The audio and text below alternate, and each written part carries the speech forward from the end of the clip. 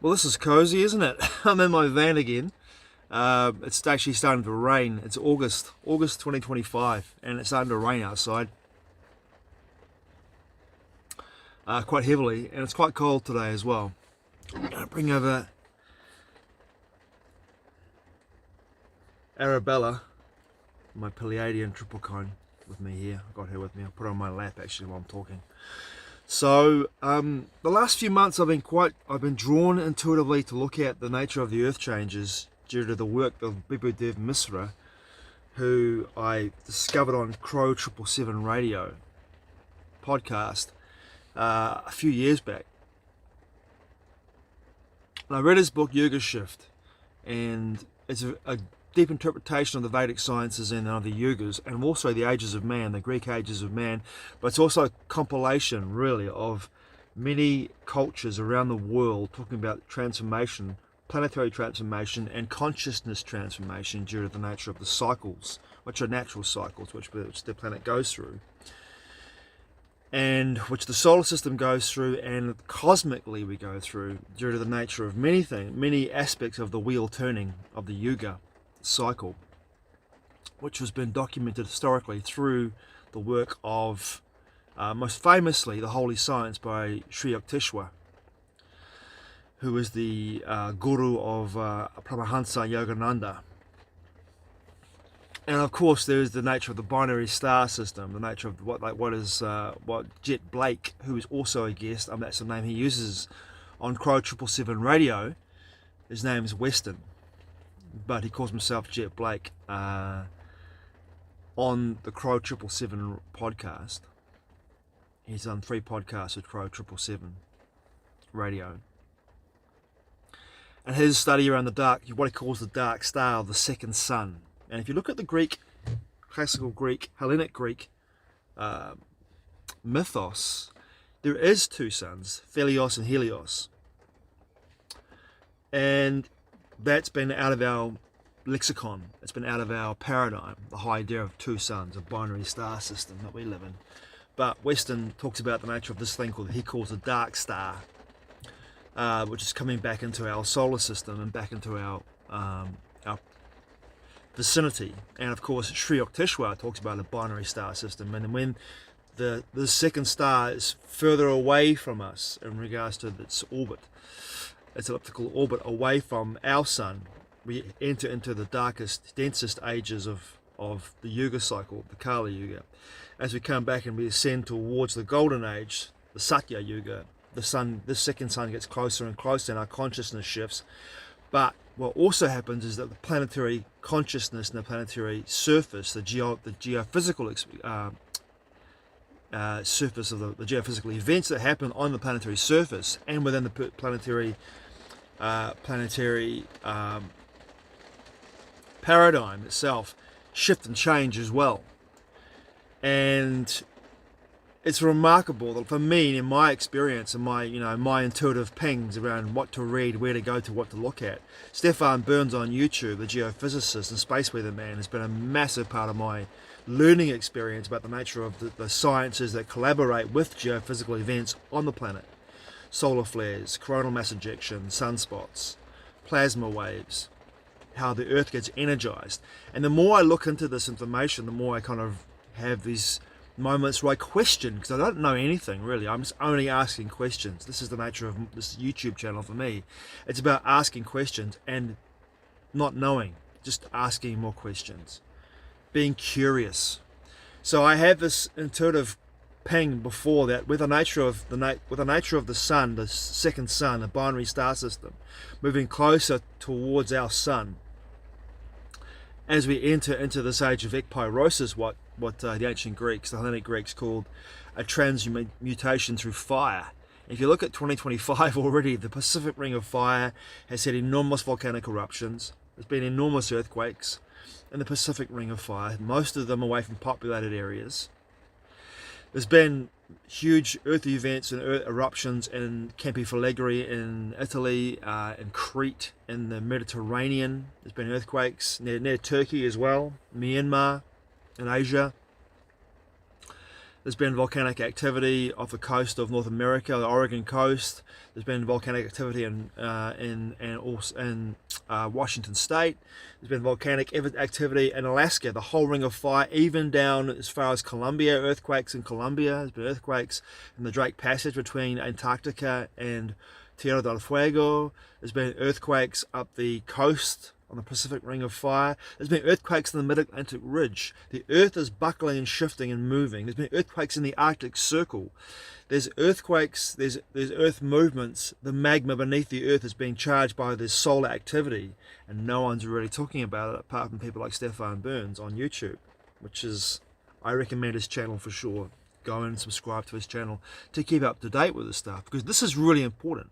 Everything else we see in regards to the mainstream media is just fluff and misdirection away from this. The work of Dev Misra, I think, personally, for me, has been essential for this process to understand what's going on with our planetary geophysical, spiritual conscious development, but also the nature of the Yuga cycles. Like, I feel on a micro level, not on the macro level, that my life experience, and I'm doing my best to be as grounded and as clear as possible, is a fucking mess. I'll be honest, it's a fucking mess. And I'm doing my best to be as grounded as possible, to be as clear as possible, but I'm often rattled. I'm doing my best to get out of the way of myself so I can allow the energies to move through me, because I am literally taking in these enormous downloads of energy, whether they're from the sun, whether they're from the energy of the cosmos, whether it's the planetary alignments, whether it's all of those and more. I'm not sure. I know that I'm being slammed daily with energies that are flowing through me, and they need to find a way to ground themselves. So I'm doing my best to do that with my dietary, my lifestyle choices, my thought processes.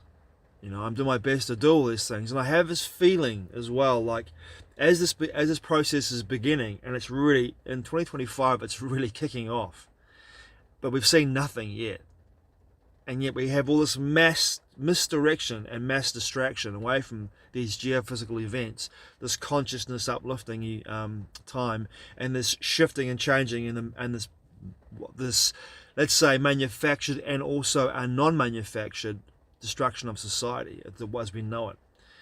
And you know, I've spoken about the idea of creating a technological Kali Yuga in one of my other videos, and that the powers that be want to do just that, create a technological Kali Yuga where they can harvest consciousness, and if need be, if and this is the thing, is if the powers that be know that we're entering into this cycle, ekpyrosis, and we've entered into it, 1200 years of transition, and the next 15 years they know, like Dev Misra's work is impeccable in regards to this.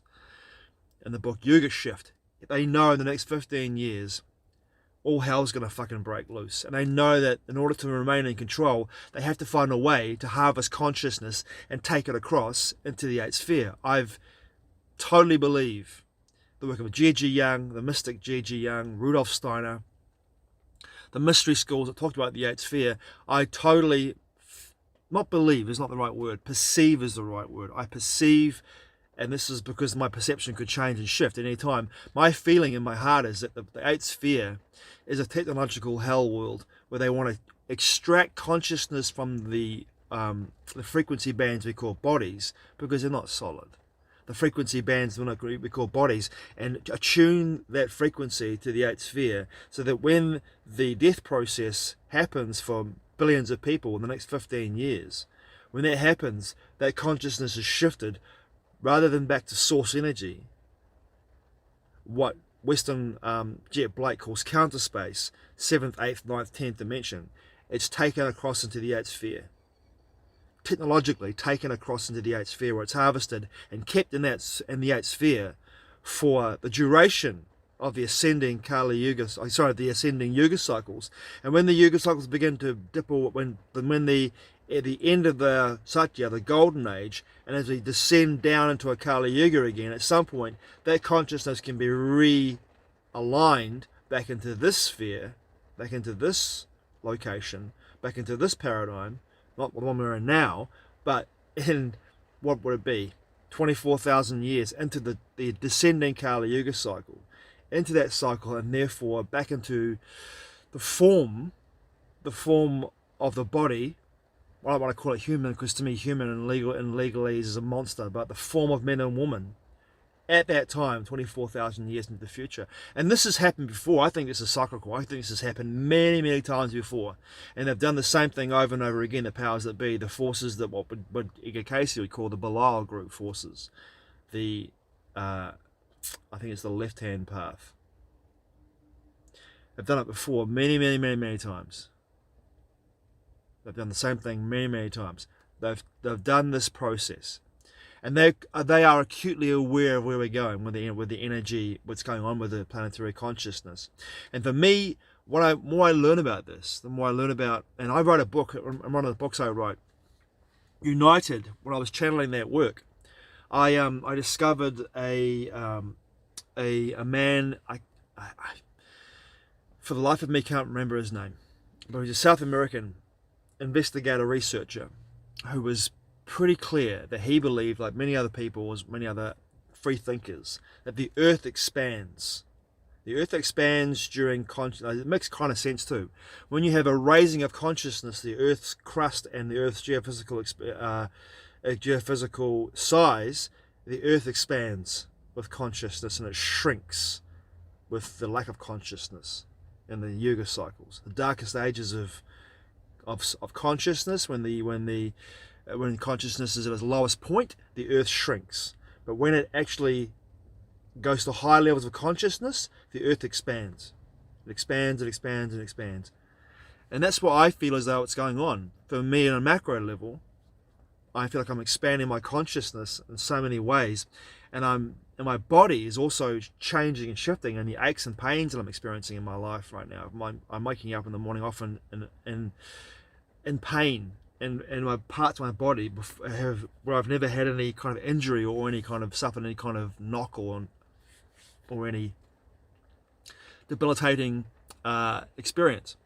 But I'm waking up with aches and pains all over my body, and I think that's because the nature of what I'm experiencing on a macro level is these energies come into my body and reformat my body to be able to hold these codes and these codes in the light, in the folded light, which is what we know to be the holographic illusion of reality. So it's very interesting. I've got more questions than I have answers around the nature of this. But what I'm also seeing as well is that a lot of people are doing their best to control this process that the planetary consciousness is going through, and what we're going through as well as individuals. Macro, the planetary consciousness, the cosmic events, the cosmic experience of consciousness expansion. And then on the micro level, our own consciousness, our own bodies, our own expansion, our own awareness, our own awakening process. And they're attempting to control this process in some way, because they want to remain in control, because they're not trusting enough to slip into the actual process of being in the life stream of the planetary consciousness, and trusting in that and getting out of the way of themselves. And I feel that's the big part of my lesson in the last 4 months, is just surrendering and allowing, getting out of the way of myself to allow these processes and these events to happen, and being acutely aware of the geophysical changes, the cosmic changes, the solar system changes, and understanding that the nature of the information I need to get a purview, a perspective on what's going on, will come to me if I stay out of the way of myself and allow myself to be open and curious. That I will find the right information I need to know around what's happening, and how I personally need to get the fuck out of the way of myself in order to let this information flow through me, and how to be part of this process, and whatever that looks like for me, whatever that process looks like for me. And it's been difficult, to say the least, because there's a part of me, my egoic mind, that wants to remain in control, but my heart and my spirit, my true self, the actual force that animates this body, this frequency band I call a body, it knows, and it's just like, just fucking let go, just surrender, man. Just look for the humor in this experience and just surrender to it. Stop trying to control everything. I think of that moment, that scene in Fight Club where Tyler Durden's driving the car in that storm, and Edward Norton's character is sitting in the passenger seat, but he's not. There's no one actually driving the car because Edward Norton's sitting in the passenger seat and he's talking to himself, and there's no one else there, but because there's no Tyler Durden. But Tyler says to Edward Norton's character, stop trying to control everything and just let go. And that's exactly what I'm thinking my life has to be like in this moment right now. To have all this knowledge and to simply go, fuck it, I gotta let go. I've got to be open. I've got to be a channel for this information. I've got to be a channel for this energy. I've got to let go and stop attempting to control the processes. Stop attempting to be a force to actually stop what's happening. What's happening is all under control. Planetary consciousness, the Yuga cycles, nothing about what's going on in regards to happening on the planetary, on the macro level with the planetary cosmic alignments, the planetary consciousness, the shifts, the changes, and the geophysical events. Everything has happened before, and all I need to do is be in alignment with that and surrender to it and simply go like, okay, I will be here. I will anchor in the energy I know that is coming into my own sphere of influence and acknowledge that and be able to deal with that personally. Everything else is out of my fucking control. I can be at the right place at the right time if I choose to be, which is always where I am. But all I really need to do is keep my heart open, and I realize that in the most deepest form of surrender and allowing that I am consciousness experiencing itself subjectively. And this, my heart vortex, is the key to allow me to remain in the life stream of the planetary consciousness, the Yuga cycles.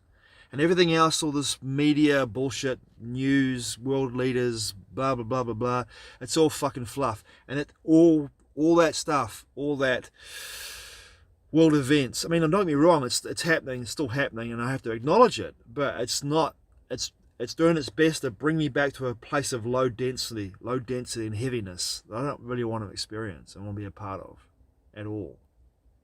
I don't want to be a part of that at all.